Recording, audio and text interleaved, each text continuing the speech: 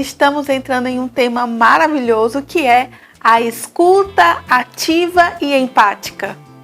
E vamos olhar para essa definição do que seria exatamente a escuta ativa. Significa ouvir mais ou melhor, ter um pouco mais de traços de afeto na escuta, não simplesmente ouvir palavras, mas principalmente ouvir o que está por trás delas. Então olha só que interessante, Vanessa, o que você disse, ouvir com atenção aquilo que está sendo dito ao ponto de se perceber o que não foi dito. Isso.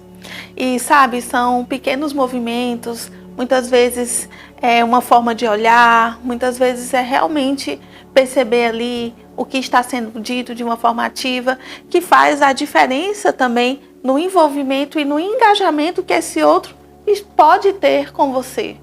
E é interessante, Vanessa, eu fico até aqui, sorrindo sozinho quando a gente escuta falar sobre esse tema, porque é um tema básico. É um tema que se é necessário em todas as dimensões da nossa vida, só que diante de tantas informações que nós estamos recebendo a cada dia, muitas vezes escutar de forma ativa tem se tornado um grande desafio na sociedade contemporânea, né?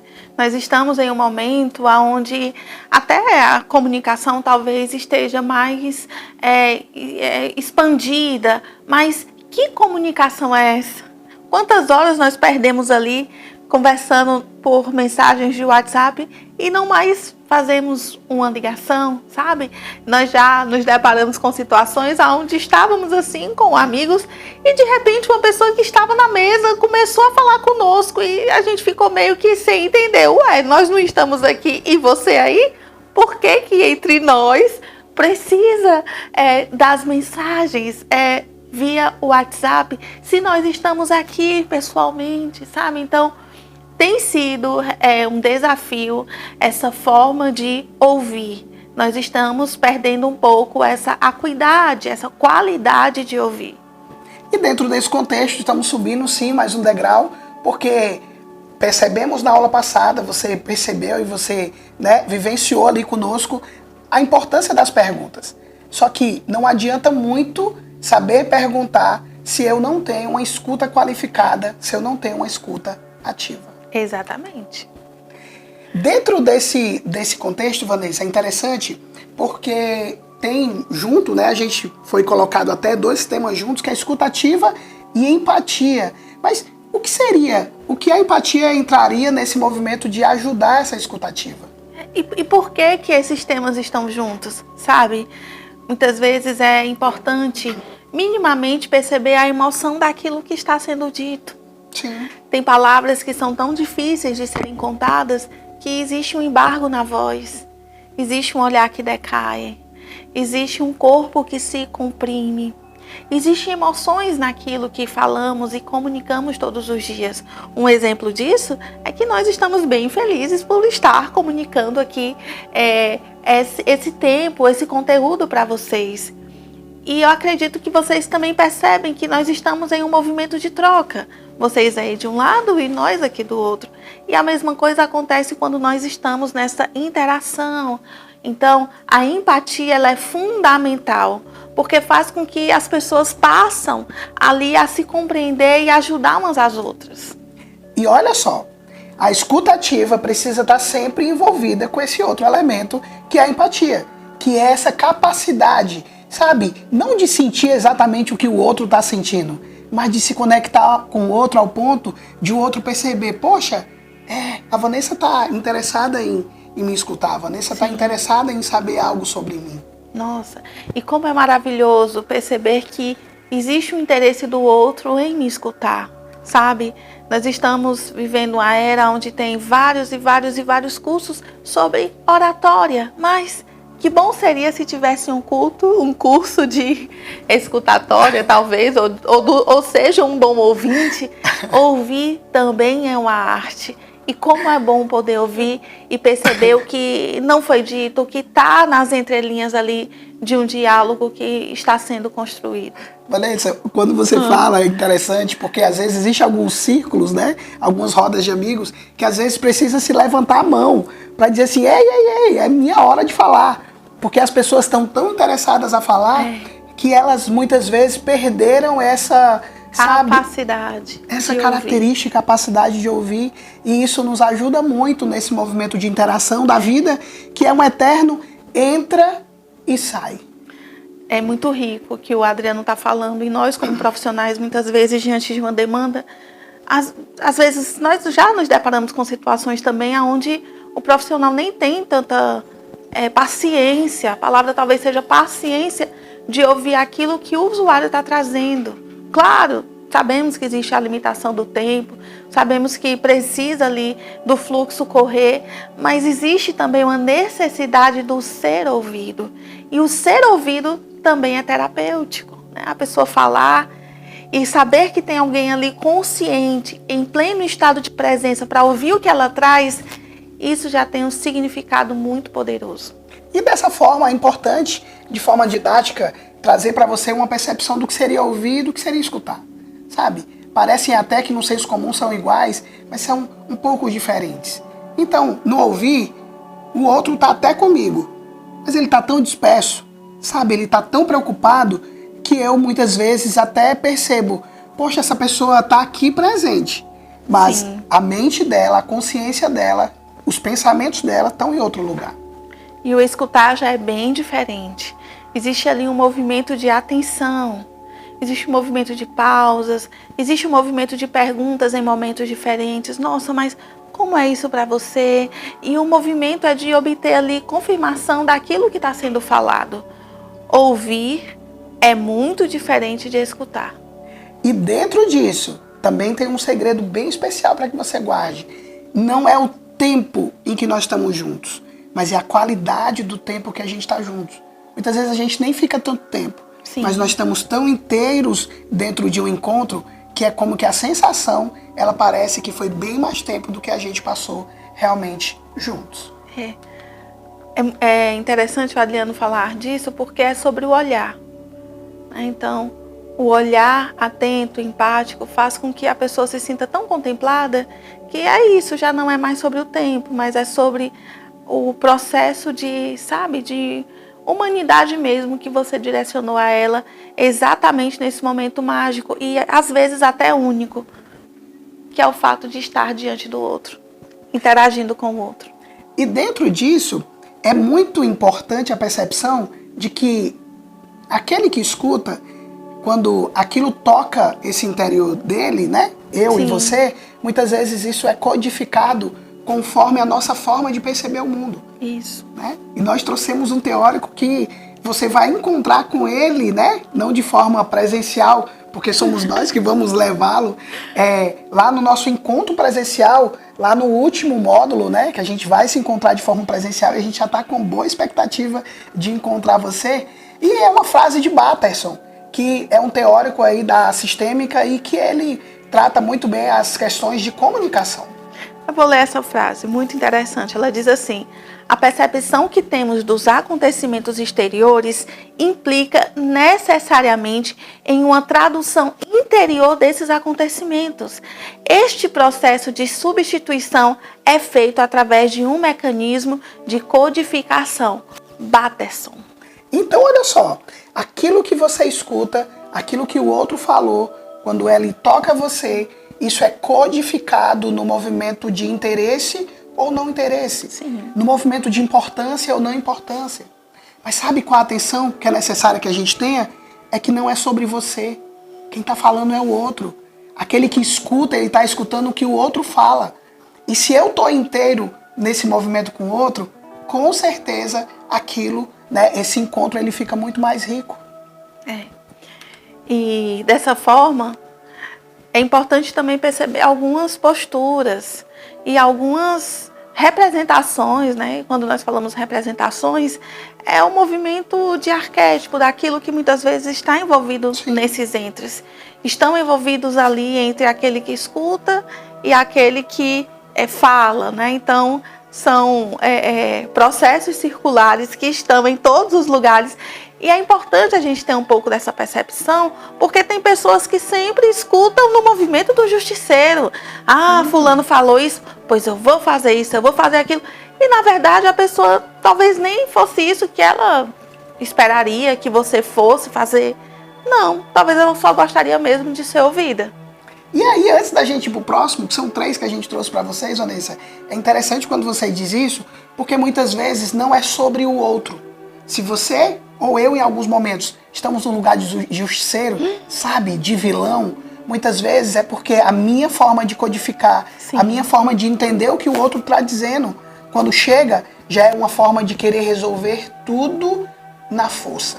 E a todo custo, né? A todo custo. Ou até querer levar o mundo nas costas. Isso é muito mais fantasioso do que eficiente. Claro que diante de situações e de contextos, como profissionais e como pessoas mesmo, nós sim precisamos ter ações eficientes de enfrentamento àquela situação. Mas é ações de enfrentamento e não a minha postura e não o meu mover e não o meu movimento de querer tomar as dores de tudo e de todos, que muitas vezes não consegue, é mais emocional do que cognitivo e dessa forma às vezes não tem tanta eficiência. E interessante que não seja de forma rígida. Sim. Porque tem outro lugar também que é muito perigoso, que é o lugar da vítima. Esse lugar, muitas vezes, quando eu estou ali no lugar da escutatória, quando eu escuto, se eu estiver no lugar da vítima, sempre aquilo que o outro traz é muito pesado. É muito pesado. E sabe, a possibilidade de você ser um bom recurso, ela se torna muito limitada. Porque você vai lamentar e chorar muito pela dor do outro, como se ela fosse sua, né? Ou talvez você mesmo já passou por isso. E é importante sempre estar revisitando conceitos que nós já exploramos. A importância de fazer perguntas inteligentes em momentos como esse te leva a uma consciência também de perceber o que acontece com você. Poxa, por que quando eu atendo uma pessoa em uma situação de vulnerabilidade, isso me aciona tanto, isso é tão doloroso para mim? Qual foi a parte da minha vida, ou o que é que cruza ali a minha história com esse contexto? Né? Nós somos sistêmicos, e o sistêmico é o todo, não tem como separar bem a Vanessa profissional, o Adriano profissional, dos demais contextos, mas minimamente é importante nós percebermos qual papel nós estamos em cada situação e também qual é a minha escuta. Por que a minha escuta está nesse processo de vítima? E aí dentro desse movimento, Vanessa, a gente trouxe só 3 exemplos, só para que você traga a reflexão.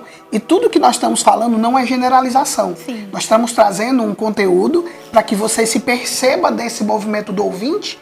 E sabe, o ouvinte ele interage com o outro. Ele não é dono da história do outro. Sim. Então, como a Vanessa trouxe, vilão, e depois eu falei vítima, e agora a gente vai falar mais um que é o salvador ou o super-herói. São lugares muito perigosos, porque eu deixo de respeitar o direito do outro. E o destino do outro. E o destino do outro, e eu começo muitas vezes a dizer, ei, eu resolvo a sua vida.